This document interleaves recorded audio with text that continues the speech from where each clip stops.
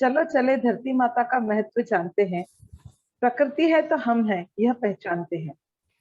Zoom सभागृह में उपस्थित lions club Jalgaon gold city के president Manoj ji Chandak, secretary Ganesh ji Totla, treasurer Manoj ji Malu, आज के guest of honour lion Rajiv ji Gandhi और मेरी प्रेरणा स्रोत और आप लोगों के भी प्रेरणा स्रोत सुनीता भाभी और उपस्थित सभी प्रकृति प्रेमी सभी को जय श्री कृष्णा, जय गंगा मैया, जय गोदावरी मैया।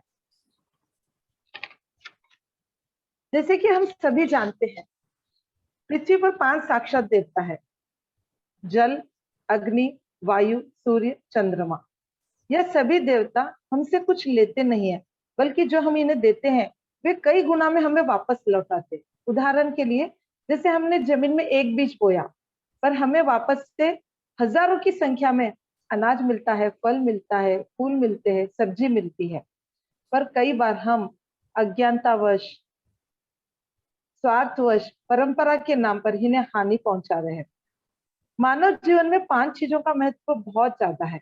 जैसे पंच तत्वों से बनी धरती, पंच तत्वों से बना शरीर, पंच ज्ञानेंद्रियां, पंच धातु से बनी मूर्तियां, पंच चीजों से बना पकवान, पंचामृत। ऐसे 5 चीजों का हमारे जीवन में कई महत्व है। तो चलिए हम भी 5 चीजों का महत्व जानते हैं, समझते हैं और अपने जीवन में कार्यान्वित करते हैं। तो ये 5 चीजें क्या हैं, कौन सी है? चलिए सबसे पहले जुड़ते हैं एक छोटी सी कहानी से, जिसका टाइटल है वसुंधरा। हम भी छोटे बच्चे होकर इन चरित्रों को जीवंत अनुभव करते हैं। मानसी मानसी बहुत खुश थी, क्योंकि वह अपने नानी के घर जा रही थी। नानी का घर यानी गांव में चारों तरफ हरियाली, चारों तरफ खेत खलियान, मोर, पपीहा, पक्षियों की चहचहाट, पेड़ों पर झूले, गायों के झुंड, बकरियों के झुंड, मजा ही मजा। नानी का घर यानी मजा ही मजा। मानसी धीरे धीरे स्टेशन की ओर बढ़ने लगी। उसे लगा कि उसे थोड़ी सी भूख लगी है। उसने देखा कि पास में एक वड़ा पाव की बंडी खड़ी है। वो वहां पर गई और एक वड़ा पाव खरीदा। वड़ा पाव वाले ने उसे पेपर में बांधकर एक कैरी बैग में वड़ा पाव दिया। मानसी स्टेशन की ओर बढ़ते बढ़ते खाने लगी। जैसे उसका वड़ा पाव खत्म हुआ, वह आसपास देखने लगी कोई डस्टबिन है क्या। उसे कोई डस्टबिन नहीं दिखाई दिया। उसने बिना सोचे समझे उस पेपर और कैरी बैग को धरती पर, जमीन पर फेंक दिया। एक हवा का झोंका आया और वह कैरी बैग उड़कर चले गया। मानसी धीरे धीरे स्टेशन की ओर बढ़ रही थी, तभी उसे आवाज आई, please save me, please help me. Mansi परेशान हो गई। वह पीछे पलट कर देखी कि कौन है। उसे कोई नहीं दिखाई दिया। मानसी को लगा शायद मेरे ही कानों में कोई आवाज गूंजी है। वो फिर से स्टेशन की ओर बढ़ने लगी। तभी फिर से आवाज आई, please help me, please save me. Mansi परेशान हो गई। फिर पलट कर देखा, उसे कोई नहीं दिखाई दिया। अब मानसी डर गई। उसे लगा उसका कोई पीछा कर रहा है। अब वो तीव्र गति से स्टेशन की ओर बढ़ने लगी। तभी अचानक झट से किसी ने उसका हाथ पकड़ा और फिर से आवाज करी, please help me, please save मी। मुंशी डर कर पलट कर देखी। एक छोटी सी लड़की, उसका मैले कुचड़े कपड़े पहनी हुई, आंखों में आंसू, और बोल रही थी कि please help me, please save मी। मुंशी परेशान हो गई। तुम कौन हो? उससे पहले तो उसे डांटा कि छी, मेरा हाथ छोड़ो, कितनी गंदी हो तुम। फिर मानसी ने उससे पूछा, तुम हो कौन? उसने कहा, मैं वसुंधरा हूँ। उसने कहा, वसुंधरा? वसुंधरा कौन? मानसी वसुंधरा ने कहा, धरती माँ। मानसी ने कहा, धरती माँ? धरती माँ तो बहुत सुंदर है, तुम कितनी गंदी हो, छी, दूर हटो। वसुंधरा ने कहा, तुमने तो मुझे गंदा किया है। मानसी ने पूछा, मैंने मैंने तुम्हें कब गंदा किया है? वसुंधरा ने कहा कि हाथ में निकाल कर दिखाया कैरी बैग और पेपर। देखो, अभी अभी तुमने तो मेरे मुंह पर यह फेंका था। मानसी को बहुत शर्म महसूस हुई। उसका सर शर्म से नीचे झुक गया। अब वह आगे, जैसे जैसे आगे बढ़ रही थी, वसुंधरा भी उसके साथ साथ चल रही थी। स्टेशन पे पहुंचते ही जैसे ही ट्रेन आया, मानसी ट्रेन में चढ़ी, वसुंधरा भी उसके साथ ट्रेन में चढ़ गई। जहां मानसी बैठी, वसुंधरा उसके पास में बैठ गई। ट्रेन अपनी गति पकड़ने लगी। जैसे जैसे ट्रेन गति पकड़ी, जंगल, घना जंगल आया। जंगल से जब ट्रेन गुजर रही थी, मानसी ने देखा कि वसुंधरा के हाथ पैरों से खून रिस रहा है। मानसी परेशान हो गई। नहीं, ये क्या हो गया तुम्हें? क्या प्रॉब्लम है? दवाई दारू कुछ मंगाऊं तुम्हारे लिए? वसुंधरा ने खिड़की की तरफ इशारा किया।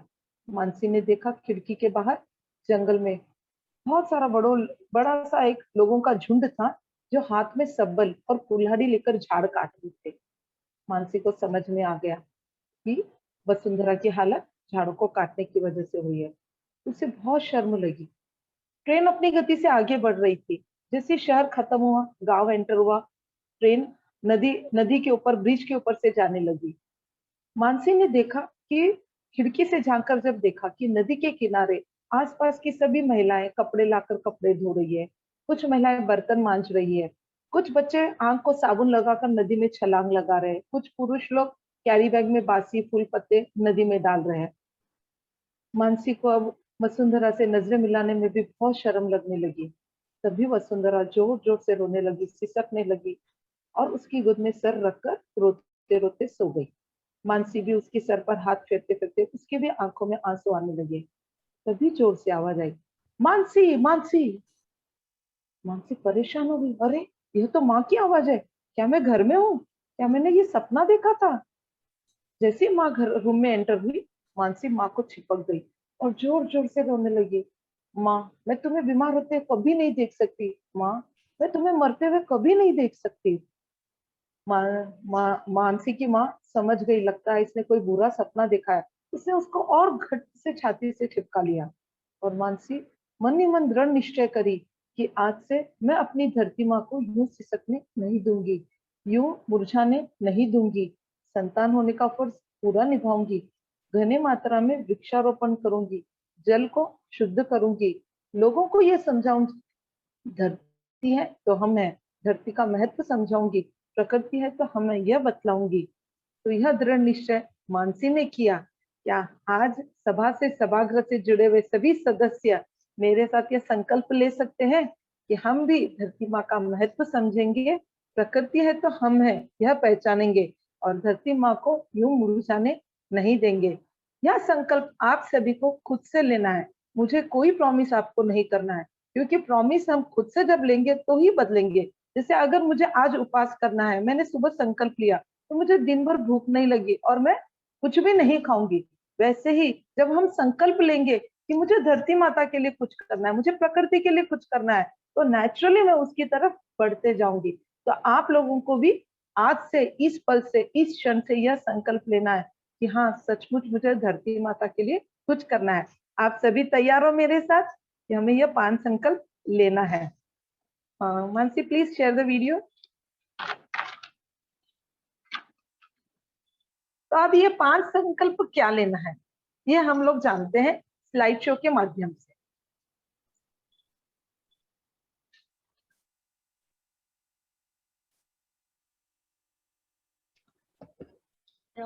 वीडियो दिख रहा है सभी को? हाँ, यस। हाँ, ये आकाश दिख रहा है।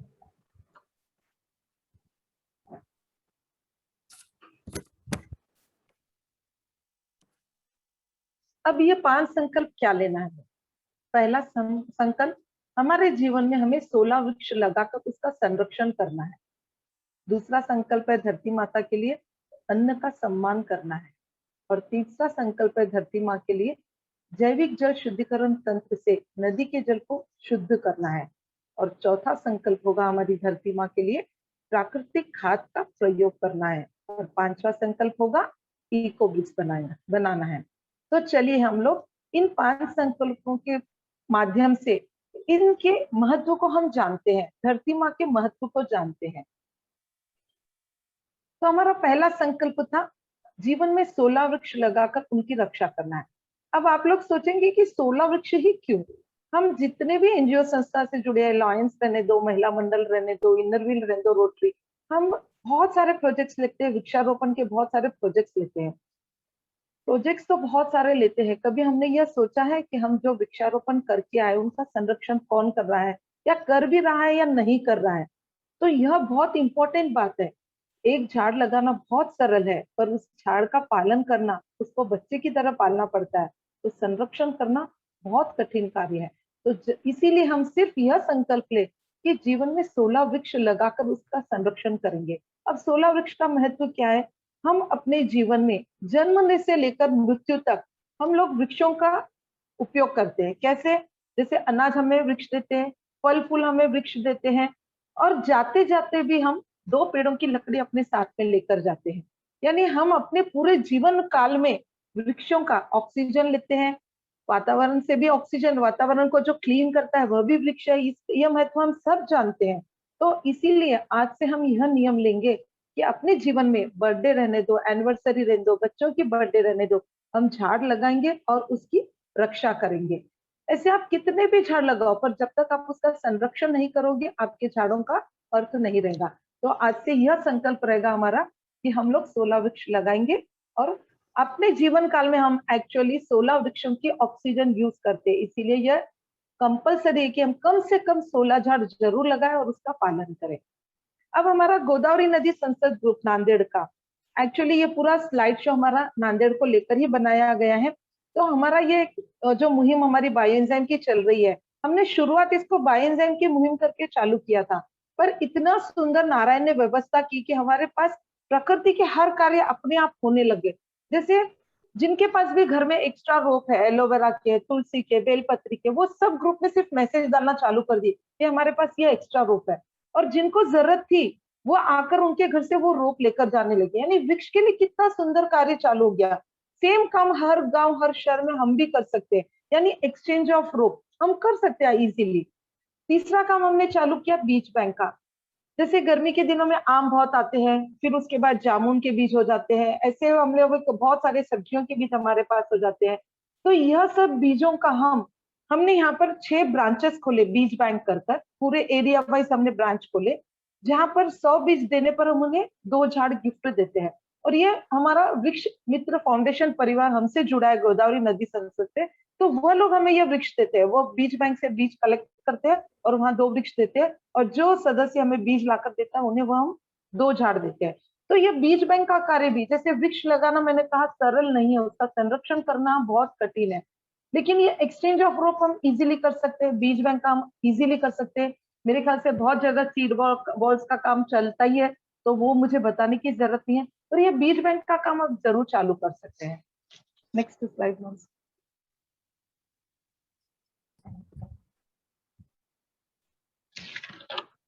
अब दूसरा हमारा संकल्प क्या है?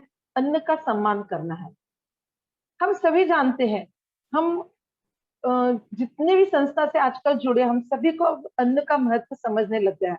हम लोग कोशिश करते हैं कि शादी में जाओ या पार्टीज में जाओ या होटल में जाओ, कोशिश करते हैं कि हम जूठा नहीं छोड़ेंगे, या बच भी गया तो हम पार्सल लेकर कहीं ना कहीं किसी को जो भूखा है उसको दे देंगे। यह कोशिश हम लोग जितने भी समाज सेवी है हम लोग कर रहे हैं। कई बार ऐसे भी होता है कि करते हैं, जब समाज में रहते हैं तब करते हैं, जब पर्सनल बात आती है तो हम लोग चीजें भूल जाते हैं।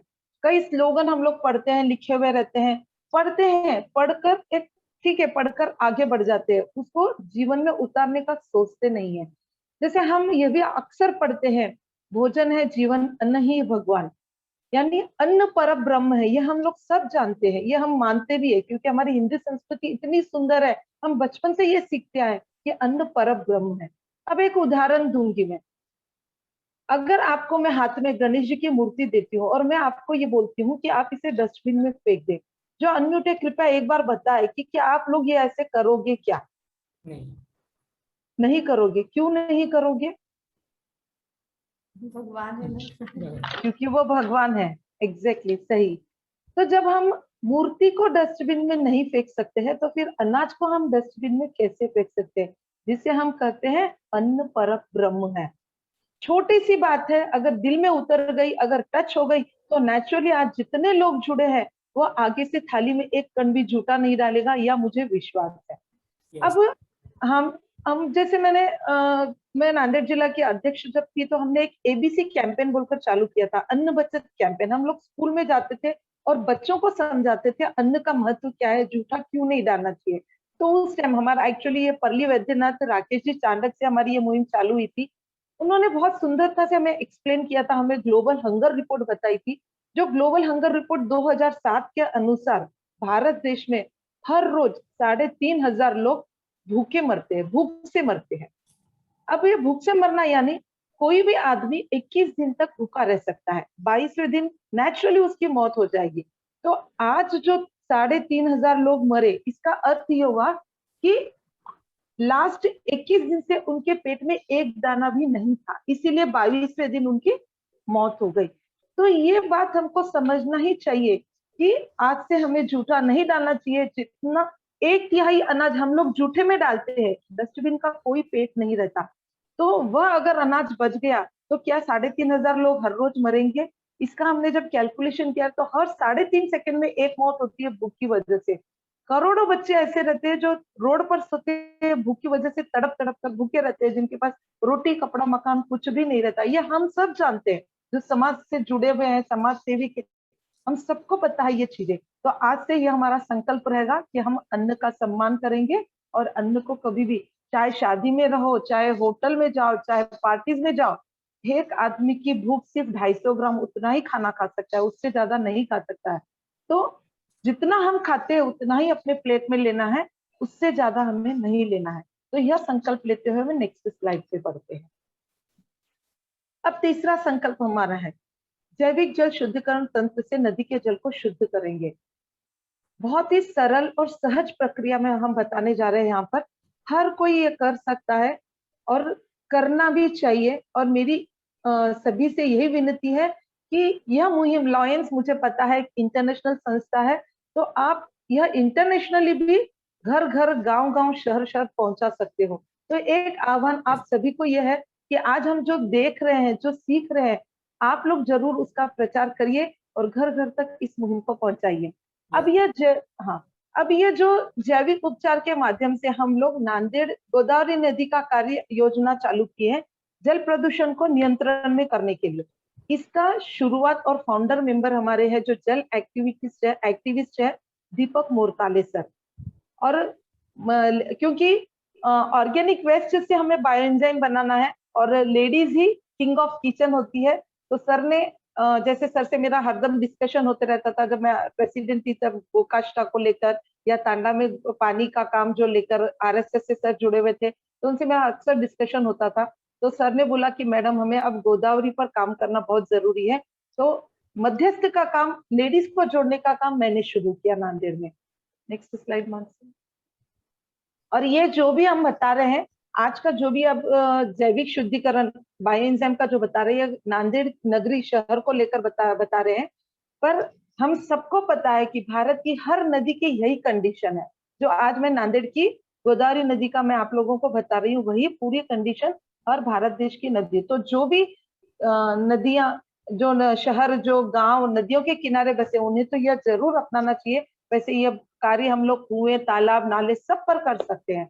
तो अब नांदेड़ का जो मैं बताने जा रही हूँ, 2020 में 13 जून 2020 में आप लोगों ने भी शायद पेपर, न्यूज़पेपर और में यह पढ़ा ही होगा कि बहुत बड़ा एक्वेटिक लॉस हुआ था नांदेड़ में। उसका कारण यह हुआ था कि नांदेड़ में जो गोदावरी नदी के पानी में जो ऑक्सीजन लेवल था वह 0 हो गया था। तो उसकी वजह से जितने भी जल प्राणी थे, मेंढक, कछुआ, मछलियां, सभी के सभी मर गए थे। Next slide. तो जितने भी एनजीओ संस्था थी, सामाजिक सेवा करने वाले थे, जो भी थे, वो लोग सब परेशान हो गए थे कि आखिर इतना बड़ा एक्वेटिक लॉस क्यों हुआ नदी में। तो जब वो लोग रिसर्च करने लगे, सर्च करने लगे, तो तब उन्हें पता चला कि यह लॉस सबसे ज्यादा इस वजह से हुआ कि जो केमिकल का लोड घर से ड्रेनेज के थ्रू नदी में जाता है, उस वजह से यह बहुत बड़ा लॉस हुआ। तो ये केमिकल क्या, केमिकल लोड जो घर से जाता है, यानी वो क्या जाता है, जैसे अब मैं सुबह से, अभी मेरा दिनचर्या क्या रहेगी, सुबह से नहाने से लेकर शाम, कपड़े धोना, साबुन से कपड़े धोना, साबुन से नहाना, फिर बाथरूम क्लीन कर रहे हैं तो हम केमिकल यूज करते हैं, टॉयलेट क्लीनर यूज करते हैं, बर्तन के लिए साबुन इस्तेमाल करते हैं। ऐसे हम दिन भर में हम इतने सारे केमिकल्स यूज करते हैं। तो ऑन एन एवरेज एक व्यक्ति 40 ग्राम का केमिकल दिन भर में यूज करता है, और वह 40 ग्राम का केमिकल ड्रेनेज के थ्रू नदी में जाकर गिरता है। तो एक व्यक्ति का मैंने आपको उदाहरण दिखाया। आज नांदेड़ की पॉपुलेशन 6 लाख है, तो सोचिए 6 लाख पॉपुलेशन का कितना केमिकल लोड नदी में गया होगा। तो एक छोटा सा हम लोग कैलकुलेशन यहाँ पर करें हैं, जैसे एवरेज में 40 ग्राम यानी 6 लाख पॉपुलेशन से 24,000 किलो पर डे के हिसाब से केमिकल गोदावरी में गया, यानी 24 टन केमिकल एक दिन में गया। और पर मंथ का जब कैलकुलेशन किए तो 720 टन केमिकल नदी में लोड हुआ, और उस पर ईयर का कैलकुलेशन किया तो 8,640 टन ऑफ केमिकल गोदावरी नदी में गया। तो ये केमिकल पोल्यूशन की वजह से जितने भी जो केमिकल पोल्यूशन बढ़ गया था नदी में, उसकी वजह से जितने भी जल प्राणी थे वे सब मर गए थे। नेक्स्ट स्लाइड में ये एक छोटा सा वीडियो है जो पूरे भारत देश की नदियां यहाँ पे दर्शाई गई है, इसे आप लोग थोड़ा ध्यान से देखें।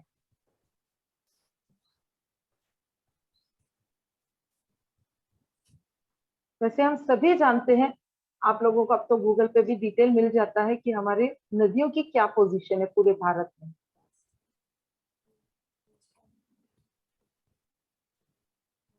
गोमती, लखनऊ, यानी कितना कचरा नदियों में हम लोग डालते हैं, डंप करते हैं, कैरी बैग्स, प्लास्टिक, फूल, फैक्ट्रीज की गंदगी, ड्रेनेज की गंदगी, नाले, सब सबका कनेक्शन नदियों को कर देते हैं हम लोग।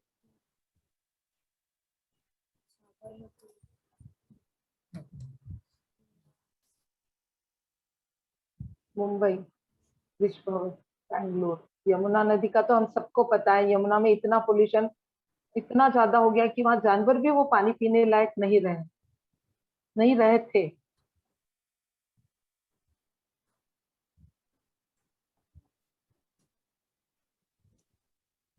तो इसका अब जैसे हमने ये देखे पूरे भारत देश की नदियों की ये कंडीशन है, तो इसका रेस्पॉन्सिबल कौन है? इतना नदी में पोल्यूशन करने के लिए रेस्पॉन्सिबल कौन है?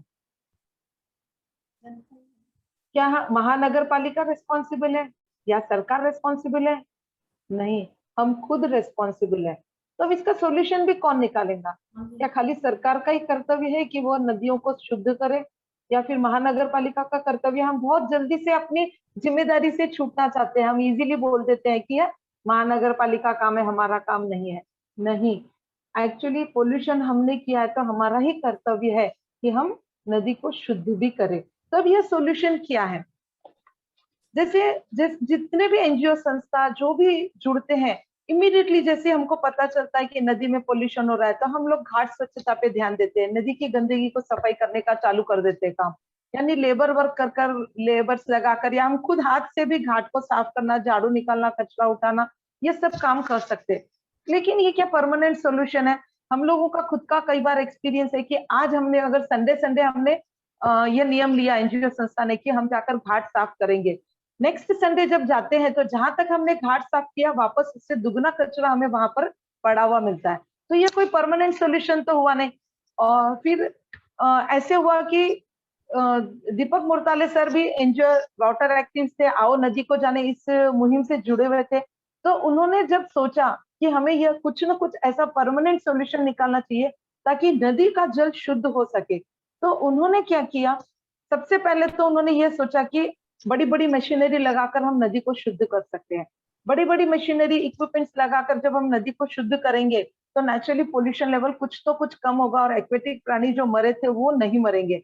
लेकिन उसका खर्चा जब उन्होंने कैलकुलेट किया तो बहुत बड़े पैमाने पर उसका खर्चा आता है, ये उनको समझ में आया। फिर उन्होंने कहा कुछ तो भी ऐसा एक सरल प्रक्रिया होनी चाहिए जिससे इजी गोइंग में नदी का जल शुद्ध हो सके। उन्होंने कई इंटरनेशनल जर्नल्स पढ़े, कई साइंटिस्ट के रिसर्च पेपर्स पढ़े, कई गवर्नमेंट प्रोजेक्ट रिपोर्ट पढ़ी। फिर उनके हाथ में कुछ पीएचडी स्टूडेंट जो बायो रेमेडियल पर काम कर रहे थे उनके रिसर्च पेपर्स लगे, तो उन्होंने वो पढ़ना चालू किया और उन्होंने देखा कि ये बच्चे बायो एंजाइम बनाकर कुएं और तालाब पर काम कर रहे हैं, और उसकी रिपोर्ट थी कि कुएं और तालाब का पानी एकदम से 100% शुद्ध हो रहा है उस बायो एंजाइम से। तो उन्हें जब उस टाइम पे क्लिक हुआ कि अगर ये बायो रेमेडियल हम लोग नदी पर अपनाते हैं तो जैसे कुएं और तालाब पर काम कर रहा है वैसे नदी पर भी यह काम करेगा और एक रेवोल्यूशनरी बदलाव आ सकता है। तो जैसे उनको यह क्लिक हुआ, उन्होंने यही हमसे कांटेक्ट किया, मुझे भी यह सब डिटेल में बताया था, मार्गदर्शन किया था कि मैंने ये किया है मैडम, अब महिलाओं की मुहिम आप छोड़ो क्योंकि किंग ऑफ किचन लेडीज होती है। तो शुरू हो गई हमारी गोदावरी नदी संसद की मुहिम। अब ये बायो एंजाइम सॉल्यूशन जो सर ने निकाला, इजी नहीं था कि नदी पे हम लोग प्रयोग करें, उसका रिजल्ट क्या है वह भी देखना जरूरी था, ये वर्क कैसे करता है यह भी जानना जरूरी है। जैसे आज सबको हमको क्यूरियोसिटी है कि ये बायोएंजाइम वर्क कैसे करता है। तो एक्चुअली बायोएंजाइम एक ऑर्गेनिक लिक्विड है जो नदी में जो भी वेस्ट है, जो भी यूज नहीं आता है, उसको यह ब्रेक करता है और नदी के पानी को प्योर करता है। यानी विदाउट केमिकल यूज करे, हाश करे, अपन बायो एंजाइम से नदी के पानी को शुद्ध कर सकते हैं। आगे आप लोगों को और भी अच्छे से समझ में आ जाएगा कि हम कैसे शुद्ध कर सकते हैं। अब ये बायो एंजाइम हम लोग किससे किससे बना सकते हैं, इसका हम लोग ने टेस्टिंग चालू कर दिया था, बायो एंजाइम हम लोग डालना चालू कर दिया था नदियों में। तो जैसे ही मैंने ये मुहिम शुरू की नदी मैसेज के थ्रू, तो शुरू 1 से लेकर 100 लेडीज जुड़े, 100 से 500, 500 से 1000, आज 1000 लोग हमारी इस मुहिम से जुड़ी हुई है। और हमने उन्हें मैसेजेस के थ्रू, वीडियोस के थ्रू हम लोगों ने उन्हें मोटिवेट किया, उनको जानकारी दी है। साथ में हमने उनको मोटिवेट करने के लिए जो भी लेडीज फर्स्ट बायोएंजाइम की बोतल बनाएगी और नदी में फर्स्ट बोतल विसर्जित करेंगी, उन्हें हम लोगों ने ई सर्टिफिकेट दिया। सेकेंड बोतल डालने पर हम उन्हें हार्ड कॉपी दिए, और थर्ड बोतल डालने पर या फिर सतत बायोएंजाइम पे काम करने वालों को हमने ब्रांड एम्बेसडर घोषित किया। ब्रांड एम्बेसडर यानी हमने उनको कहा कि अब आप बायोएंजाइम की मुहिम को आगे बढ़ाएं। तो ऐसे आज हमारे नांदेड़ में 25 से 30 ब्रांड एम्बेसडर घोषित हो गए हैं, और सभी ब्रांड एम्बेसडर अपने लेवल पे बहुत सुंदर कार्य कर रहे हैं। जैसे मैं एक जिक्र जरूर करूंगी, शांता जी काबरा है हमारे, जो मैं तो हमारे मंडल में, मतलब जब मैं अध्यक्ष थी तभी बहुत मार्गदर्शन उनका रहता था। उनको मैं चाणक्य बोलती थी। उन्होंने ब्रांड एम्बेसडर जैसे बने, उन्होंने सबसे पहले अपने पोते की बर्थडे पे बायोएंजाइम उसके हाथ से विसर्जित करवाया, प्लस उनकी बर्थडे पर उन्होंने तुलादान करवाया बायोएंजाइम से, और वह बायोएंजाइम नदी में विसर्जित करेंगे। आगे आप तस्वीरें देखोगी कि जो रिजल्ट नांदेड़ में आया वो एक मिरेकल रिजल्ट था। ऐसे धीरज साबू थे, संगीता झंवर धर्माबाद से थी, उन्होंने मंदिर के फूल पत्ते जमा कर बायोएंजाइम बनाना चालू की। बहुत सारे ऐसे थे जो अपने घर के गार्डन में अपने झाड़ों के लिए, पेड़ पौधों के लिए बायोएंजाइम का यूज प्रयोग करने लगे। यानी कंटिन्यू, जिन्होंने शुरू में 1 लीटर बनाया, आज वो 10-10 लीटर, 50-50 लीटर बायोएंजाइम बना रहे हैं, क्योंकि उसके रिजल्ट्स इतने हमें सामने दिखने लगे, सभी को दिखने लगे। बहुत सुंदर सुंदर शेयरिंग भी आती है हमारे बायोएंजाइम को लेकर। Next slide Mansi. अब एक्चुअली बायोएंजाइम का इम्पैक्ट क्या होता है जब हम बायोएंजाइम जल पानी में डालते हैं। तो सर ने क्या किया, एक डिजोल्व ऑक्सीमीटर आता है, किट आता है। तो सर वो किट मंगाए और पानी का जल का नदी, गोदावरी नदी का पानी लाकर टेस्टिंग करना चालू किया। तो जो फरवरी 2001 में 21 में 5.5 ppm था, और जो मैंने बोला था कि लास्ट ईयर 2020 जून में 0 जो हो गया था, उसका पीपीएम लेवल बढ़ते बढ़ते जून 2021 में 7.0 पीपीएम लेवल हो गया। यानी इतना मिराकल रिजल्ट आया बायोएंजाइम यूज करने का। और खाली नदी के जल पर ही नहीं, सर ने वातावरण, जो हवा का पोल्यूशन लेवल था वह भी चेक किया। तो वह भी लेवल पूरे भारत देश में नांदेड़ का पोल्यूशन लेवल सबसे कम आया, 5 से भी नीचे आया। और खाली जल और वायु ही नहीं, जमीन पर भी बायोएंजाइम वैसे कार्य करता है। और आज सर प्रयोग कर रहे हैं 100 किसानों का एक ग्रुप बनाकर, उनके झाड़ों पे, पेड़ पौधों पे बायोएंजाइम का प्रयोग चालू हो गया है। और इस नेक्स्ट, हाँ, मैंने बोला ना कि बायोएंजाइम का जब प्रयोग होना चालू हो गया हमारे गोदावरी में, तो आप वो फोटोज देखिए, आप खुद परेशान हो जाओगे कि इतनी सुंदर सुंदर गोदावरी नदी की तस्वीरें चालू हो गई है। आप जो भी अनम्यूट है, राइट की फोटो कहाँ की है, एक बार वो कोई बता सकता है क्या? क्योंकि लॉयंस एक इंटरनेशनल क्लब है, तो ये राइट की फोटो आप लोग बताना चाहिए मुझे, कहाँ की है? कोई इमेजिन कर सकता है कि कहाँ की है ये फोटो? चलिए मैं ही बताती हूँ, यह लेक प्रेसिड न्यूयॉर्क की है। ये राइट की जो तस्वीर है न्यूयॉर्क की तस्वीर है, और जो लेफ्ट की तस्वीर है वो नांदेड़ की गोदावरी नदी की है। तो सोचिए कितना मिराकल रिजल्ट बायोएंजाइम ने नांदेड़ में किया है। एक और फोटो मानसी, ये नांदेड़ की है, जो गोदावरी नदी का घाट दिखाया गया, जहाँ रेनबो भी इतना मस्त दिख रहा है, इतना मिराकल रिजल्ट। गुरुद्वारा है, गुरुद्वारा का ऊपर का देखिए, इतनी सुंदर सुंदर तस्वीरें हमने कैप्चर की है इस बायोएंजाइम का प्रयोग के बाद में। नेक्स्ट मानसी। तो जैसे हम सभी को पता है, अगर अच्छा कार्य हो रहा है तो मीडिया जरूर कवर करता है। तो हमारे भी इस बायोएंजाइम की मुहिम में नांदेड़ के जितने भी मीडिया थे, उन्होंने पेपर न्यूज के थ्रू ये कवर किया कि एक मिराकल रिजल्ट नांदेड़ में बायोएंजाइम की वजह से आया है।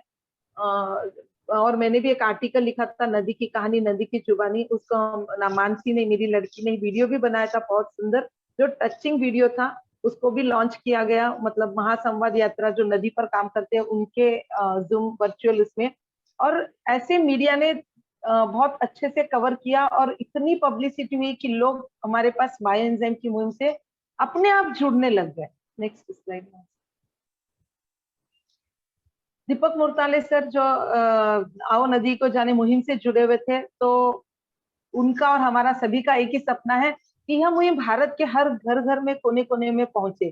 तो जल शक्ति के मंत्रालय, जो केंद्रीय मंत्रालय था, उनके साथ भी एक जूम मीटिंग हमारी हुई, जिसमें दीपक सर ने इस स्लाइड शो के थ्रू बायोएंजाइम का महत्व समझाया और सरकार से यह आह्वान किया कि पूरे भारत में इस मुहिम को चालू करें।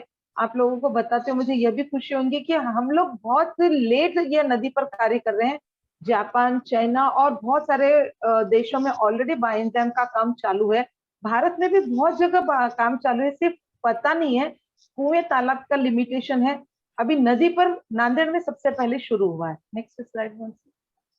अब जो मैंने बोला कि राजेंद्र सिंह शेखावत जी है, उन्होंने जल को जगदीश की उपमा दी है। तो यह भी मैं बताना चाहूँ कि जैसे हम अन्न पर ब्रह्म है बोलते हैं, वैसे ही जल को जगदीश मानकर हमें उसको भी शुद्धिकरण की ओर जरूर कार्य करना चाहिए। अब एग्जाम्पल है नांदेड़ की, मैंने बोला था पॉपुलेशन 6 लाख है, उसमें से आज 600 से 1000 लोग एक्टिव हुए, तो 0.1% से हमारे नांदेड़ में यह बदलाव आया है। तो सोचिए अगर 1% भी एक्टिव पीपल काम करने लग गए तो कितना बदलाव आएगा। और जब पूरे भारत के लोग अगर एक्टिवली बायोएंजाइम पे काम करने लगेंगे तो धरती सचमुच भी स्वर्ग बन जाएगी, और प्रकृति के साथ ग्लोबल वार्मिंग का जो हम लोग सुनते हैं, वह सब चीजें अपने आप ही दूर हो जाएगी।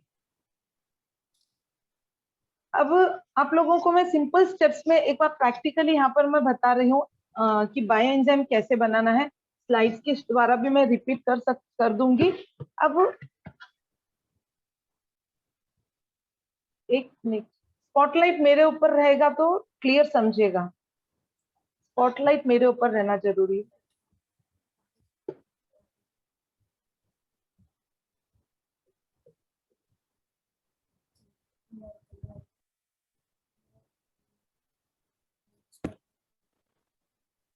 या फिर स्लाइड शो के माध्यम से। Yes, okay, thank you. हाँ, अब बायोएंजाइम बनाना यानी हम लोग बहुत सिंपल सरल प्रोसीजर है। आप बिस्लरी बोतल 1 लीटर की भी यूज कर सकते हो, कोल्ड ड्रिंक्स की बोतल यूज कर सकते हो, 2 लीटर की बरनी या 5 लीटर का कैन या 1000 लीटर का ड्रम। सिर्फ यही है कि आपको एयर टाइट ढक्कन जरूरी है। ढक्कन का मुंह छोटा होना चाहिए और एयर टाइट होना जरूरी है। कांच के बोतल हमें यूज नहीं करना है, क्योंकि बायोएंजाइम जो प्रक्रिया चालू होती है उससे गैस बनती है, वह गैस से ग्लास को ब्लास्ट कर सकता है। तो इसीलिए हमें प्लास्टिक का जार ही यूज करना है। अब इसके लिए हमें सामान क्या क्या लगेगा। 1 कटोरी छाछ, ये मेरा नहीं दिख रहा है।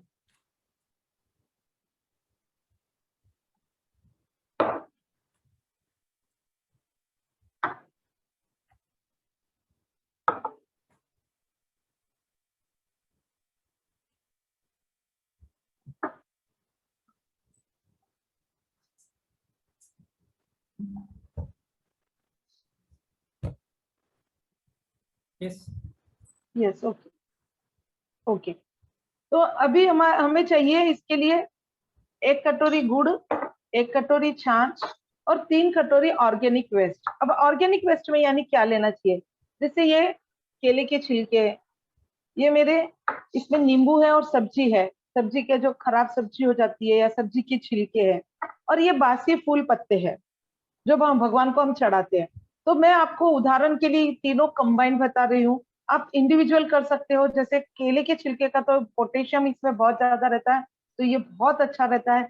नींबू का भी सिट्रिक एसिड रहती है तो बहुत अच्छा है। तो मैं अपने घर में तो मैं सब अलग अलग फ्लेवर के अलग अलग बनाती हूँ, और आप लोग इसको साथ में भी बना सकते हो, अलग अलग भी बना सकते हो। मैं यहाँ पे उदाहरण के लिए तीनों चीजें मिक्स कर रही हूँ। तो सबसे पहले मैंने क्या किया, इसमें जार में मैंने गुड़ डाल दिया।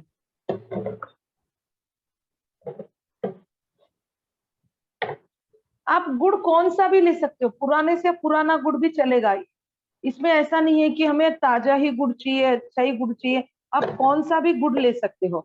और उसके बाद मैंने उसमें 3 कटोरी, इसका रेशियो 1:1:3:10, यानी मैंने 3 कटोरी इसमें ऑर्गेनिक वेस्ट डाला। ऑर्गेनिक वेस्ट जैसे मैंने बताया कुछ भी डाल सकते हो, सब्जी के छिलके, फ्रूट्स, इसके फल के छिलके, या फिर बासी फूल पत्ते। जैसे अब गणेश चतुर्थी सामने आ रही है, गणेश चतुर्थी चालू है, 10 दिन उत्सव के दिन चालू है, तो भगवान को हार फूल हम भरपूर मात्रा में मंडपों में भी चढ़ाते हैं, घर पे भी चढ़ाते हैं। तो हम लोग उसका प्रयोग बहुत अच्छे से बाएंजाइम, यानी बासी फूल पत्ते नदी में नहीं डालते हुए उन्हीं फूल पत्तों का बाएंजाइम बनाकर नदी में डाले।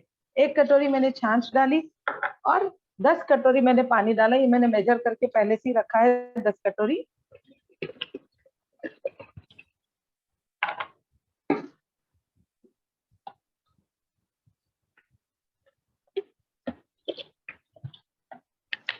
और इसे मैंने क्या किया, एक बार सिर्फ हिला दिया।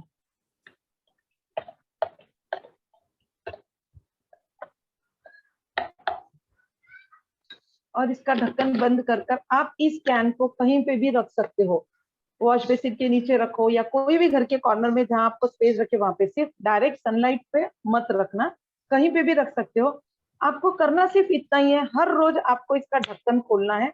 जैसे मैं नारायण रेखी से जुड़ी हूँ, तो मैं जब ढक्कन खोलती हूँ तो राम राम 1 राम राम 2 21 तक करती हूँ, जब तक ढक्कन खुला रखती हूँ और फिर बंद कर देती हूँ। यानी डेली 15 दिन तक आपको हर रोज खोलना है। 15 दिन के बाद 2 दिन में एक बार खोलोगे तो चलेगा। यानी जो बाइंजाइम फर्मेंटाइन होकर उसकी जो गैस बनने की प्रक्रिया, वो गैस थोड़ा सा हमें बाहर निकालना है। तो ये हमारा 40 दिन में बाइंजाइम तैयार हो जाता है। छाछ की जगह आप ड्राई ईस्ट भी यूज कर सकते हो, और छाछ और ड्राई ईस्ट अगर आप यूज नहीं करो तो इस बाइंजाइम को बनने को 3 महीने लगते हैं। 3 महीने के बाद भी आपका बाइंजाइम बन सकता है बिना छाछ और बिना ड्राई ईस्ट के। अगर छाछ यूज करो तो 40 डेज में आपका बाइंजाइम तैयार हो जाएगा। अब 40 डेज के बाद आप क्या करोगे, इसको छान कर आप कोई भी बोतल में भरकर रख दे छान कर, और उस छाना हुआ बायोएंजाइम की कोई एक्सपायरी डेट नहीं है। आप इमीडिएटली नदी पर जाकर डाल सकते हो, या आप कभी भी जब भी नदी पर जाओ, ब्रिज पर से जाओ, एक बायोएंजाइम की बोतल साथ में कैरी बैग कैरी करो और ब्रिज के ऊपर से भी डाल सकते हो। कोई घाट पे जा रहे हो, कहीं घूमने जा रहे हो, तब भी आप वो बायोएंजाइम नदी में डाल सकते हो। 1 लीटर बायोएंजाइम 10,000 लीटर पानी को शुद्ध करता है, ये रिसर्च द्वारा प्रमाणित किया गया है। और आप लोगों को यह भी जानकारी देने में मुझे बहुत हर्ष होता है, आर्ट ऑफ लिविंग से भी जुड़ी हूँ मैं। तो आर्ट ऑफ लिविंग के गुरुजी रविशंकर जी ने, मेरे ख्याल से दिल्ली में जब 4-5 साल पहले उनका बहुत बड़ा एक इवेंट हुआ था, तो यमुना नदी को उन्होंने पहले 1,000 लीटर बायोएंजाइम से शायद शुद्धिकरण किया था। अगर आप लोग भी आर्ट ऑफ लिविंग से जुड़े तो आप लोगों को भी पता होना चाहिए। उन्होंने पहले बायोएंजाइम डाला और उसके बाद वहां पर कार्यक्रम रखा था, और तब रिपोर्ट्स भी आई थी कि यमुना नदी का पानी जानवरों के पीने लायक हो गया था, इतना जल शुद्ध हुआ था वहां पर। आज भी उनके आश्रम में मेरे ये केमिकल यूज नहीं होते हैं, सिर्फ बायोएंजाइम का ही प्रयोग होता है वहां पर। हार्पिक फिनेल इसका यूज नहीं होता है। तो ऐसे बायोएंजाइम का प्रयोग हम लोग आगे मैं बता ही रही हूँ, नदी के लिए तो आपके लिए उपयोगी है ही है। एक बार मैं रिपीट कर देती हूँ नेक्स्ट स्लाइड वन। यही जो प्रोसीजर मैंने प्रैक्टिकली बताया आप लोगों को, यह रिपीट कर रही हूँ। यानी 1 कटोरी हमने गुड़ डाला है, इधर गलती से शुगर लिखा है, शुगर नहीं चलेगी, सिर्फ गुड़ चलेगा। 3 कटोरी ऑर्गेनिक वेस्ट और 10 कटोरी पानी और 1 कटोरी छाछ। आप ड्राई ईस्ट भी यूज कर सकते हो छाछ की जगह। Next slide. 40 दिन बनेंगे इस बाइंजाइम को बनने के लिए, और इसको आप छान कर बरने बॉटल में भरकर रख सकते हो। Next slide. अब इसके दूसरे प्रयोग क्या है, जैसे ये तो हमने किया है छानकर नदी में डाला है, तो नदी का पानी तो शुद्ध किया ही है। साथ में हम लोग जब अगर तांबे के बर्तन बायोएंजाइम में थोड़ा सा नमक डालकर उससे तांबे के बर्तन मांजते हैं, तो आप खुद प्रैक्टिकली, मैं रोज सभी को यही बोलती हूँ, पहले इस्तेमाल करें फिर विश्वास करें। आप यूज करके देखिएगा 40 दिन के बाद। लेकिन अगर आज आपने बायोएंजाइम शुरू किया है तो तांबे के बर्तन चकाचक हो जाते हैं। वॉश बेसिन, टॉयलेट क्लीनर की जगह हार्पिक की जगह आप यूज करके देखिए, इतना बेस्ट रिजल्ट है। आज मेरे घर में मैंने हार्पिक बंद किया है, फिनेल बंद किया है, बायोएंजाइम से आप सिर्फ 5 ml आपको बकेट में डालना पड़ेगा फिनेल की जगह यूज करने के लिए। हार्पिक सिर्फ बायोएंजाइम से धोकर देखिए, बहुत अच्छे रिजल्ट्स आ रहे हैं बायोएंजाइम के। प्लस झाड़ों के लिए तो रामबाण इलाज हो रहा है, पेड़ पौधों के लिए बायोएंजाइम। ये जो 19 अगस्त की तस्वीर है और ये वापस 26 अगस्त की तस्वीर है, यानी जो पेड़ मुरझा जा रहे थे, जो सूख रहे थे, उन पर बायोएंजाइम का प्रयोग किया गया तो झाड़ों में वापस से जान आ गई। बहुत हमारे ब्रांड एम्बेसडर उन लोग तो शेयरिंग किए थे, हमारे झाड़ों में कितने सालों के फूल ही नहीं आ रहे थे, हमने बायोएंजाइम का प्रयोग किया, हमारे झाड़ फूलों से लबालब भरते जा रहे हैं। तो इतने मिराकल रिजल्ट्स है, आप लोग जरूर एक बार बायोएंजाइम बनाएंगे तब आपको, मैंने बोला ना कि पहले इस्तेमाल करें फिर विश्वास करें, आपको आप खुद मुझसे शेयर करोगे इसके रिजल्ट। अब चौथा संकल्प हमारा यह धरती माता के लिए है कि ये सब पूरे एक दूसरे से कनेक्टेड है। ये 5 चीजें जो हम कवर कर रहे हैं संकल्पों की, एक दूसरे से कनेक्टेड है। तो चौथा संकल्प हमारा है प्राकृतिक खाद बनाने का। तो मैंने जैसे बोला कि बायोएंजाइम छान कर आपको बॉटल में भरना है, तो छाना हुआ जो ऑर्गेनिक वेस्ट है उसका क्या करेंगे, तो आप उसकी बेहतर खाद बना सकते हो। आपको उसके लिए क्या करना है, 2 ड्रम लेना है। मेरे ख्याल से इंदौर आपको लोगों के लिए, सभी के लिए एक बहुत बड़ा अच्छा एग्जाम्पल है। अपने पास इंदौर सिटी में महानगर पालिका की तरफ से 2-2 ड्रम गिफ्ट देते हैं कि आप घर में ही खाद बनाओ, यानी जो ऑर्गेनिक वेस्ट है आपका घंटा गाड़ी में डालने की जरूरत नहीं है, आप खाद बनाओ और उस खाद का आपके झाड़ों के लिए पौधा बनाओ, यूज करो। तो वैसे 2 ड्रम हमें रखना है, ढक्कन वाले ड्रम जरूरी है। आप कलर्स की बकेट जो ढक्कन वाली है वह भी यूज कर सकते हो। जैसे ड्रम में इधर 6-6 इंच की दूरी पर आपको होल्स दिख रहे होंगे, वैसे आपको उसको होल्स कर लेना है। और आपको एक परत सूखे पत्ते, झाड़ के जो सूखे पत्ते गिरे हुए वो डालो और एक मुट्ठी मट्टी डाल दो उसमें।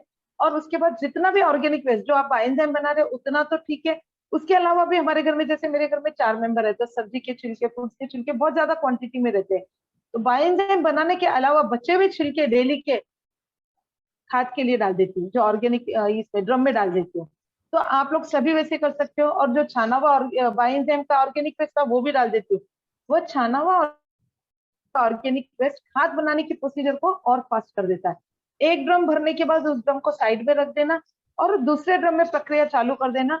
जब दूसरा ड्रम भर, 40 दिन या 2 महीने लगते हैं ड्रम को खाद भरने के लिए, उसको आप सुखाकर छान कर रख ले, बेहतरीन खाद रहेगी आपके झाड़ों के लिए। जैसे हमें भोजन की जरूरत को भी उतनी ही आवश्यकता होती है, तो क्यों नहीं हम, हमारा पेट भर रहे तो हमारे झाड़ों का भी पेट भरे अपनी प्राकृतिक खाद से। रासायनिक खाद बिल्कुल यूज नहीं करना है हमें। तो हमारा चौथा है कि हमें खाद,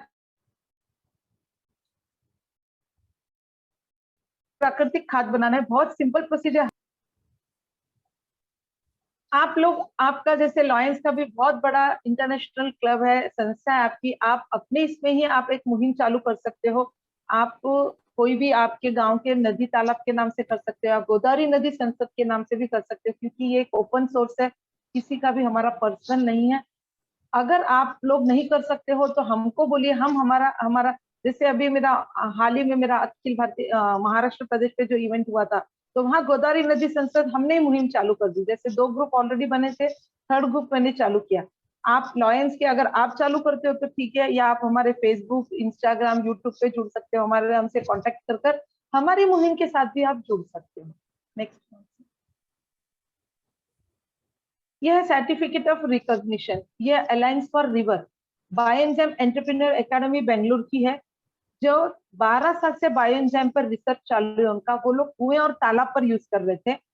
मैंने बोला ना, नांदेड़ में पहली बार नदी के ऊपर नांदेड़ में यूज किया गया। तो जब उन लोगों को पता चला तो उन्होंने मुझे और मोरताले सर को एक सर्टिफिकेट ऑफ रिकॉग्निशन दिया और इस मुहिम की बहुत सराहना की। और उनके साथ भी आज हमारी ये मुहिम, हमारे कई उनके साथ टॉक फॉर रिवर ऐसे शोज रहते हैं, हमारे बहुत सारे डिबेट इसमें हम लोग ज्वाइन होते हैं और हम हमारे तरफ से कैसे हम यूज कर रहे हैं वो उनको एक्सप्लेन भी करते हैं। तो ये एक सर्टिफिकेट ऑफ रिकॉग्निशन वहां से हमको मिला। अब बायोएंजाइम की जर्नी हमारी यहाँ तक हुई। अब 5वां संकल्प हम लेने जा रहे हैं। फिर से धरती माता का महत्व हम समझते हैं, इको ब्रिक्स बनाकर। अब इको ब्रिक्स यानी क्या है, हम सभी जानते हैं प्लास्टिक का प्लास्टिक का कचरा यानी पर्यावरण को खतरा। हमारे पास, हमको सबको पता है ये प्लास्टिक का कचरा बहुत नुकसान करता है हमारे हेल्थ के लिए, जानवरों के हेल्थ के लिए और धरती माँ के लिए। हम जानते हैं, पर सॉल्यूशन क्या है हमको खुद को नहीं समझता है। तो एक छोटा सा सिंपल सॉल्यूशन हम बताने जा रहे हैं। आप जो भी प्लास्टिक है, जैसे हमारे घर में दिन भर में वैसे सेम हम रोजमर्रा, उनसे पहले की स्लाइड रहने दो, लास्ट प्रीवियस स्लाइड। हमारे पास कुछ भी हम डीमार्ट से सामान अनाज का भी खरीद के लाए तो हमारे पास थैली में आता है, प्लास्टिक की थैली में आता है, दूध थैली में आता है, कॉफी के सैचेट्स रहते हैं, शैम्पू के सैचेट्स रहते हैं हमारे पास, कुछ भी पैकिंग मटेरियल हो, वेफर लो, बिस्किट लो, हल्दीराम के प्रोडक्ट्स ले लो, स्वीट्स ले लो, कुछ भी ले लो, वह रिसाइकल नहीं होते हैं। यह प्लास्टिक बहुत डेंजर रहता है। अगर यह धरती पर 100 स्क्वायर फीट की धरती पर अगर बिखर गया तो कितनी भी तेजी से बारिश आने तो बारिश धरती के अंदर नहीं जाएगा, यानी परकुलेट ही नहीं होता है, तो धरती उससे बंजर हो जाती है। तो इस प्लास्टिक का हम क्या सोल्यूशन निकाले, जैसे इस प्लास्टिक का सोल्यूशन ये रिसाइकल नहीं होता, वैसे हमारी जो बिस्लरी बॉटल रहती है वह भी रिसाइकल नहीं होती है, यह हम सब जानते हैं। और इसका कचरा इतना दिन पर दिन बढ़ रहा है कि हम उसका सॉल्यूशन सोचते हैं पर निकल नहीं रहा है। तो एक सिंपल सॉल्यूशन मैं बताने जा रही हूँ कि हम क्या कर सकते हैं। ये पूरे प्लास्टिक के कचरे को, जैसे मैं अभी डेली तो बर्नी में बॉटल में नहीं भर सकती, मैं बड़े ढक्कन के उसमें ये प्लास्टिक का कचरा मैं जमा करती हूँ और जब भी टाइम मिले इस बॉटल में पूरे प्लास्टिक के कचरे डालती हूँ। तो अब जैसे अगर कोई बड़ा सा थैली है उसे हम कैंची से कट करके डाल सकते हैं, छोटा है तो उसे हम फोल्ड करके डाल सकते हैं। तो ये हम पूरा प्लास्टिक जितना भी है एक बोतल में हमको दबा दबा कर भरना है। करीबन 100 स्क्वायर फीट जितना प्लास्टिक एक बोतल में आ जाता है। तो यह इको ब्रिक्स कहलाती है। इसका नेक्स्ट स्लाइड मंत्री।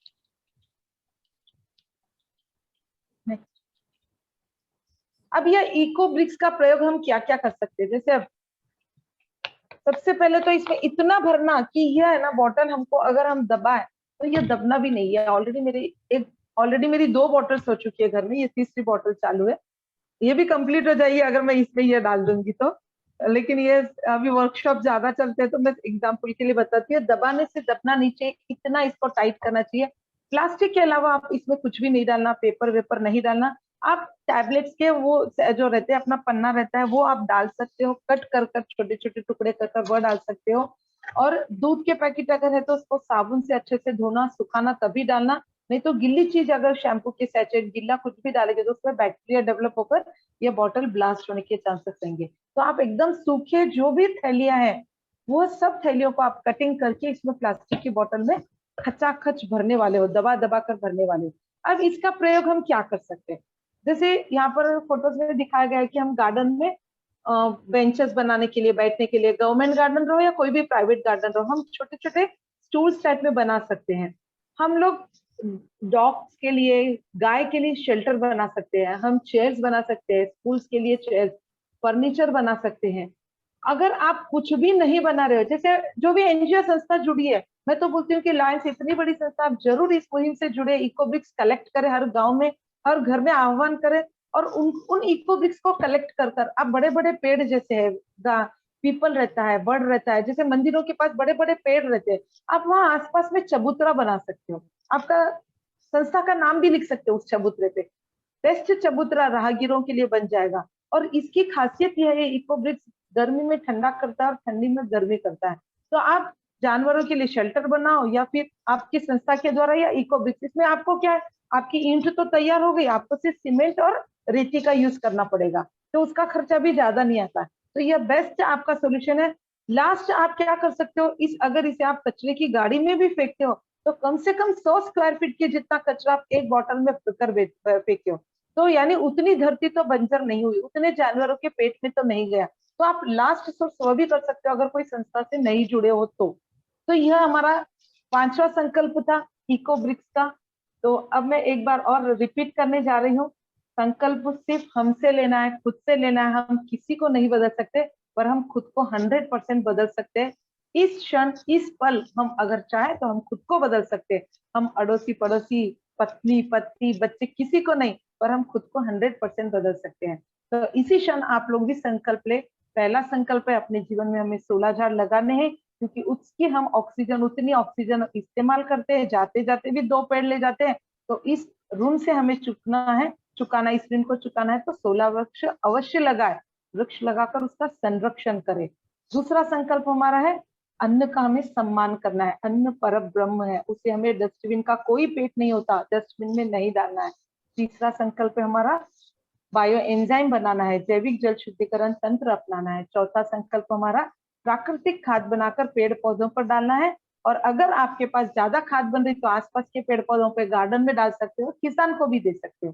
पांचवा संकल्प हमारा इको ब्रिक्स बनाना है। तो ये 5 संकल्प हम सभी सभागृह में जितने भी जुड़े हैं, कृपया आप खुद से ये संकल्प ले और धरती माता का महत्व समझकर, प्रकृति है तो हम है यह पहचाने। तो आप लोगों की बारी है अब संकल्प लेने की। मैंने तो यह संकल्प ले लिया है, आप लोगों ने शांतता से यह पूरा स्लाइड शो देखा है, तो आप लोगों का कोटि कोटि धन्यवाद। सुनीता भाभी, आपने मोटिवेट किया लॉयंस क्लब के मनोज जी को, तो आपका भी धन्यवाद। और मनोज जी, आपने लीड लेकर यह कार्यक्रम रखा, इसलिए आपका कोटि कोटि आभार, धन्यवाद।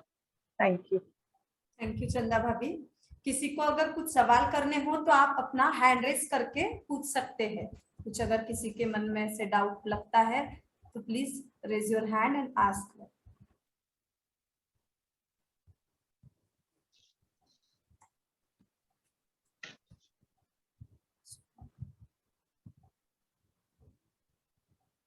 किसी को कोई डाउट नहीं है? सभी को एकदम क्लियर हो गया? मुझे तो बहुत सारे डाउट है, पर मैं सोची थी पहले। हाँ रोहित भाई, आप बताइए। पहले तो मैं आपका बहुत धन्यवाद अदा करना चाहूंगा कि आपने एक बहुत अच्छे व्याख्यान में हमको जोड़ा, जिससे हमको कई चीजों की जानकारी आज प्राप्त हुई है। एक मन में थोड़ा सा डाउट था मेरे, पूछिए सर। जो हम बायो एंजाइम बना रहे हैं, हाँ, जैसा आपने जो बताया वो फर्मेंटेशन और डीके प्रोसेस से बन रहा है 40 दिन के प्रोसेस में। यस। तो ये बनने के बाद इसकी स्मेल कैसी आती है? हाँ, तो अभी एक्चुअली जैसे नींबू का फ्लेवर बहुत अच्छा आता है, मौसमी, सिट्रिक एसिड के जितने भी उसकी फ्लेवर पसंद आती है। अगर हम लोग जैसे बासी फूल या किसी और सब्जी या बीटरूट का ऐसे बना रहे, तो किसी किसी को अगर स्मेल नहीं पसंद आई तो लेमन ग्रास एसेंस मिलता है आयुर्वेदिक शॉप पर, 2-3 ड्रॉप्स आप उसमें ऐड कर दे तो उसकी खुशबू भी बहुत अच्छी आती है, और उसको आप रूम फ्रेशनर बोल के भी यूज कर सकते हो। अच्छा, कौन सा essence? एक और जानकारी चाहिए मुझे।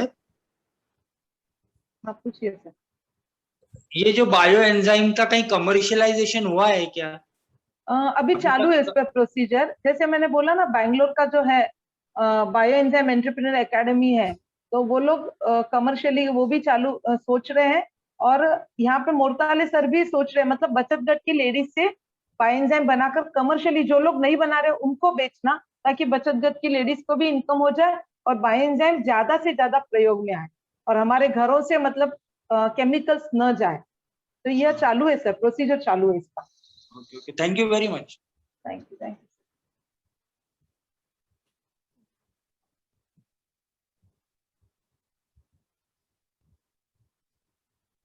मनोज भाई, किसी ने पूछा बहुत सारे डाउट्स है, लेकिन अभी नहीं, पूछने के लिए बोलिए उनसे, ताकि सभी की क्वेरी दूर हो जाए। हाँ मेरे हाँ, पास एक्चुअली मैम ये अच्छा। बहुत मतलब बेनिफिशियल है हम लोगों के लिए। पर अब जैसे छोटे छोटे कंटेनर में बनाते हैं तो हाँ, वेस्टेज तो हर दिन काफी निकलता है किचन में। हाँ, तो हाँ, मैंने सोचा कि क्यों ना हम 20 लीटर या 10 लीटर वाला, हमारे पास कलर का खाली डिब्बा होता है, कलरिंग वगैरह का, एशियन पेंट वगैरह का, तो हाँ। एयर टाइट ही चाहिए या उसमें भी हम बना सकते हैं ये? नहीं, एयर टाइट कंपलसरी है। अगर एयर टाइट नहीं रहेगा तो इसमें बैक्टीरिया डेवलप हो जाएगा।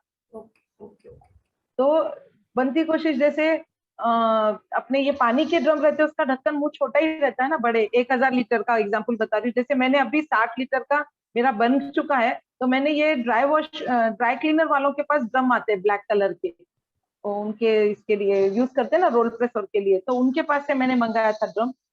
तो उसका छोटा सा ही मुंह रहता है, तो उसमें बहुत अच्छे से बना मेरा 60 लीटर का ड्रम मैंने बनाया। प्लस 5-5 लीटर के हमारे जो बिस्लरी कैन होते हैं उसमें अपन बना सकते हैं।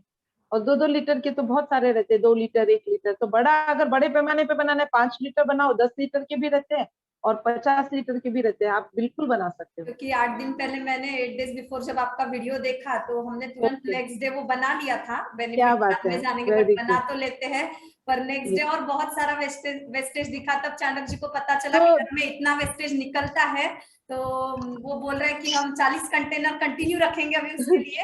अरे सेम वैसे किया ना, स्वामी समर्थ मंदिर धर्माबाद की जो संगीता जवर का मैंने उदाहरण दिया था, उन्होंने 40 लेडीज का ग्रुप बनाया, हाँ, एक एक दिन आकर बाइंजन बना दी थी वहां पे, फूल जमा करके, इतने फूल होते थे।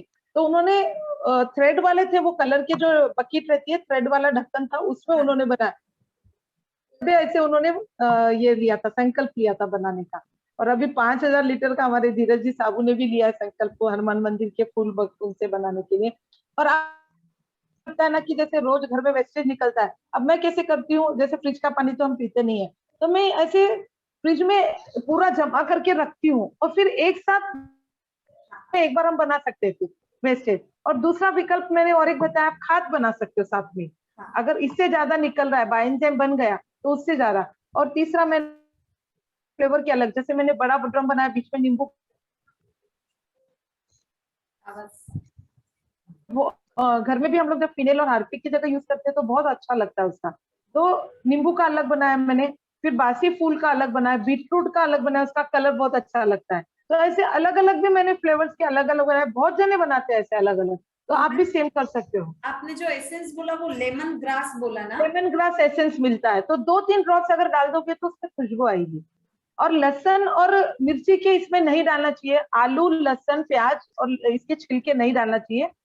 उस आप सिर्फ लहसुन और मिर्ची का अलग से बाइंजन बनाकर झाड़ों पे प्रयोग कर सकते हो, बाकी नहीं, क्योंकि इसमें बहुत गंदी स्मेल आती है, तो वो इसमें नहीं यूज करना, मिक्स नहीं करना, उसको अलग से बना लो। प्याज आलू का इसमें आप यूज मत करना। Okay, thank you ma'am. Ankita तो है तो। हाँ चंदा जी, मेरी आवाज आ रही है? हाँ हाँ क्लियर। हाँ हाँ, मुझे यही पूछना था एक्चुअली कि घर में तो रोज वेस्ट निकलता है, तो अभी जैसे आपने बता दिया, पहले ही सॉल्व कर दी वो प्रॉब्लम कि हम लोग फ्रिज में जमा करके रख सकते हैं, क्योंकि Yes. अभी इसमें जो प्रोपोर्शन है दैट 1:1:3:10, तो Yes. इसके आगे आप वो एक बॉटल में कुछ ऐड नहीं कर सकते हो ना? नहीं नहीं, हाँ, उसके तो आगे फिर मतलब दूसरे दिन तीसरे दिन तक आप ऐड कर सकते हो, लेकिन ओके, अगर हाँ 2-3 दिन तक आप ऐड कर सकते हो, क्योंकि 40 दिन का जो प्रोसीजर रहता है, थर्ड डे ऐड करने के बाद 40 डेज आपको काउंट करने पड़ेगा, उसके आगे आप नहीं ऐड कर सकते हो। लेकिन आप हाँ वही बेस्ट यही है कि आप फ्रिज में रखो और फिर एक साथ बनाओ। ओके। और अगर सपोज 3 डेज तक ऐड करते हैं तो उसमें कोई प्रॉब्लम नहीं है? नहीं नहीं नहीं, उसका रेशियो वापस, लेकिन 1:1:3:10 ये फॉलो करना जरूरी है। यानी अगर आप 3 ओके कटोरी ऑर्गेनिक वेस्ट डाल रहे हो तो 1 कटोरी गुड़ डालना है, 1 कटोरी छाछ और 10 कटोरी पानी, ओके, सेम प्रोपोर्शन में उसको इंक्रीज सेम करना है, प्रोपोर्शन सिर्फ में। टेस्ट यस डालने यस से तो नहीं होगा? Yes yes 100%। Okay okay, thank you very much. Thank you. और किसी को कुछ डाउट है तो पूछिए।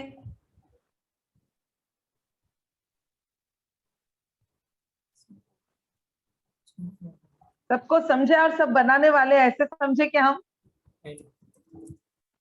हाँ हाँ, Yes. बहुत अच्छे से समझ में आया। हाँ मैम, बहुत अच्छे से समझ में आया और हमको बहुत अच्छा भी लगा कि एक ऐसी चीज पता चली जिससे हम कुछ तो कर सकते हैं, कुछ मैडम अच्छा हम कर सकते हैं। एक्चुअली किंग ऑफ ये किचन है ना, मालेगांव से ज्वाइन है, वाशिम डिस्ट्रिक्ट में मालेगांव है, वहां से अग्रवाल भाभी ज्वाइन है। ओके। हाँ, तो भाभी आप भी वहां पर जैसे चाहो तो ये हम मतलब कर हाँ, सकते मैं हैं मेरे कि ग्रुप हमें में स्प्रेड कर सकते हैं हम लोग। हाँ हाँ, मैं मेरे ग्रुप में जरूर हाँ, बताऊंगी हाँ और हम लोग भी मिलके करेंगे। हाँ हाँ हाँ, डेफिनेटली। और मैं बोली ना किचन ऑफ किंग है हम लोग, तो हम लोग मतलब अनाज भी वेस्ट नहीं करना है, इवन छिलके भी नहीं वेस्ट करना है, ये बात हमको समझनी है कि कुछ कचरा भी रहा तो हमको वेस्ट नहीं, कचरे से सोना बना सकते हैं हम लोग लेडीज, और सोना हम सबको बहुत प्रिय रहता है, तो ये मुहिम हमको सबको ये करनी चीज है। हमेशा जैसे दिमाग में आती है कि इतना वेस्ट जा रहा है, इसका अपन कुछ Yes. कर सकते हैं। मैं काफी टाइम उसको झाड़ में डाल देती हूँ, पीस के झाड़ में डाल देती हूँ, अब काफी निकलता है ना। अपन Yes, कितना yes. भी बोलो, ककड़ी है, ये है, अपन सलाद भी बनाए तो कितना सारा वेस्ट निकलता है, तो डेली कितनी बार डेली कंपल्सरी डेली निकलता है निकलता मैडम। है। वो इसीलिए ऐसे लगा नहीं कुछ अच्छा पता चला। ये चीज मुझे बहुत ज्यादा अच्छी लगी। Thank you. और किसी को कुछ डाउट है? मुझे लगता है अभी किसी को डाउट नहीं, क्योंकि भाभी भैया आप ने इतना अपने अच्छे से जो समझाया यूट्यूब लिंक है। है ना वह भी शेयर कर देना, यूट्यूब लिंक भी जो Yes. बाइंजाम आपके ग्रुप में, ताकि और जो नहीं जुड़े उन लोगों को वो पता चल जाए और वो जरूर घर में बनाए। श्रद्धा ज्ञान देती है, नम्रता मान देती है और योग्यता स्थान देती है, पर तीनों मिल जाए तो व्यक्ति को हर जगह सम्मान देती है, व्यक्ति क्या को बात हर है, जगह क्या सम्मान बात देती है। तो भाभी बहुत अच्छा लगा आपसे मतलब सुनकर हमें। तो और ऐसे ही सम्मानीय हमारे सुनीता भाभी, इनका भी कुछ एक्सपीरियंस हम शेयर करना चाहेंगे, क्योंकि एक 8 डेज बिफोर ही इनका भी मतलब जलगांव संगठन में हुआ और भाभी के ही प्रोत्साहन से, भाभी के ही गाइडेंस से हमने ये आज इतना बड़ा प्रोजेक्ट किया है। तो भाभी कुछ आपके भी एक्सपीरियंस शेयर कीजिए हमारे साथ। Manoj ji, Chandak Lions gold city के प्रेसिडेंट, रवि भैया रीजन चेयरमैन, चंदा जी, मैं तो देखिए अभी हमने भी खानदेश विभाग से यह प्रोग्राम लिया था, तो हमारे हर जिला विभाग के उन्होंने ऐसा तय किया है कि इस एक्टिविटी को रोकेंगे नहीं। सिर्फ एक वेबिनार आयोजित कर दिया, सबसे बात कर ली और ये प्रोग्राम रोक दिया, ऐसा नहीं करेंगे। और सबने संकल्प लिया कि इसे ज्यादा से ज्यादा लोगों तक पहुंचाएंगे। और अभी गणपति का के 10 दिन चल रहे हैं, रोज निर्माल्य निकल रहा है, तो जो गणेश मंडल है वहां तक पहुंचो और वहां उन लोगों को बताओ कि भाई बायो एंजाइम कैसे बनाना है और वो बनाने के लिए प्रेरित करना। और फिर वो जो 40 दिन के बाद बायो एंजाइम बनेगा उसे इकट्ठा करना और फिर उसको तालाब में, कुएं में, अभी जलगांव में नदी तो है नहीं, गिरना नदी है, उसमें पानी नहीं रहता है, तो तालाब में डाल सकते हैं, कुएं में डाल सकते हैं और उसका पानी शुद्ध कर सकते हैं। आगे नवरात्रि आएगी, नवरात्रि में भी ये जो मंडल होते हैं आप उन तक पहुंचकर उनको बोल सकते हैं कि भाई आप ये कीजिए। और साथ में कई सोसाइटीज है, कॉलेजेस है, मंदिर का एरिया है, अपने जलगांव में जितने भी महिला मंडल है वहां विजिट कर वहां प्रैक्टिकली ये सारी चीजें बताकर वहां की लेडीज को आप मोटिवेट कर सकते हैं कि भाई आप लोग बायो एंजाइम बनाइए और खाद का भी उपयोग कीजिए और जल शुद्धिकरण के लिए भी ये काम कीजिए। फिनाइल का भी बताया, उसके बेनिफिट्स आपको बताने पड़ेंगे। बीज बैंक भी आप बना सकते हैं, जैसे उन्होंने चंदा जी ने शुरू में बताया। सीड बॉल्स भी बनाते हैं चंदा जी, गर्मियों में बीज इकट्ठा करके मिट्टी में मिलाकर सीड बॉल बनाकर और फिर बारिश में वो उसका ट्री प्लांटेशन के लिए उपयोग करे। ऐसे कई बातें मनोज भैया कर सकते हैं। आपको इसके बाद में ज्यादा एक्टिव होना है। आज का जो प्रोजेक्ट हुआ है उसके बाद में ज्यादा एक्टिव होना है। पूजा जैसे लेडीज का लेडीज इसमें ज्यादा काम कर सकती है। मकर संक्रांति का हल्दी कुंकू का प्रोग्राम है तो वहां प्रैक्टिकल दे दिया, बेनिफिट्स बता दिए और लेडीज को मोटिवेट किया कि आपको ये काम करना है। और इको ब्रिक्स की जो बात कही मनोज भैया, ये प्रोजेक्ट भी आप बहुत ही एक्टिवली ले सकते हैं। और प्लास्टिक के बोतल में वो जो प्लास्टिक भरा है, कचरा भरा है, और उसकी मजबूती ईंट की जगह पे वो बोतल यूज की है और पार्क में चबूतरे बना दिए, बेंचेस बना दिए। तो आपकी कल्पकता, उन्होंने तो बहुत सारी चीजें बताई है। डॉग शेल्टर बताया है ऐसे। और ये यदि बनाते हो तो अपन तो ऐसे भी पार्क में बेंचेस लगाते हैं, तो ये यदि ये प्लास्टिक के जो ब्रिक्स बनाए हैं इको, उसका उपयोग करके आप बनाते हो तो ये बहुत अच्छी एक्टिविटी हो सकती है। अब इसका उपयोग कैसे लेना ये आपको सोचना है, आपको करना है। आज के प्रोग्राम से प्रेरणा लेकर आपको रुकना नहीं है, काम करते रहना है। यस भाभी। मैं इन्हीं शुभकामनाओं के साथ मेरा मनोगत समाप्त करती हूँ। थैंक यू, मुझे आपने बोलने का मौका दिया। थैंक यू तो आपको भाभी, आप हमेशा हमारे प्रेरणा स्रोत रहते हैं।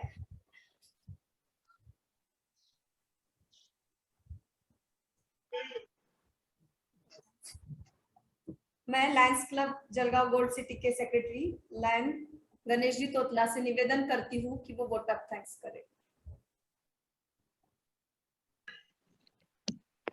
सबसे पहले मैं चंदा जी के आभार व्यक्त करता हूँ कि उन्होंने बड़े सरल शब्द में हमें मार्गदर्शन किया, और जो चीजों के बारे में हम कभी इतना डिटेल नहीं सोचते हैं कि उसके इतने भी बेनिफिट्स है, तो वो हमें बड़े आसान तरीके से बताया और एक प्रेरणा दी कि हम ऐसा भी घर में बैठे हम कर सकते हैं। तो मैं उनका आभार व्यक्त करता हूँ। इसके साथ ही आज के हमारे guest of honour regional chairperson lion Ravi ji Gandhi, इनका भी मैं आभार व्यक्त करता हूँ कि उन्होंने हमें अपना बहुमूल्य समय दिया, तथा सुनीता भाभी, इनका भी मैं आभार व्यक्त करता हूँ। इसके साथ ही रीजन के सभी क्लब के पीएसटी तथा लायन मेंबर और बाकी सदस्य, इनका भी मैं आभार व्यक्त करता हूँ जिन्होंने यह प्रोग्राम में अटेंडेंस देकर हमें एक प्रोत्साहन दिया है। Thank you. जय हिंद, जय लायनिज्म।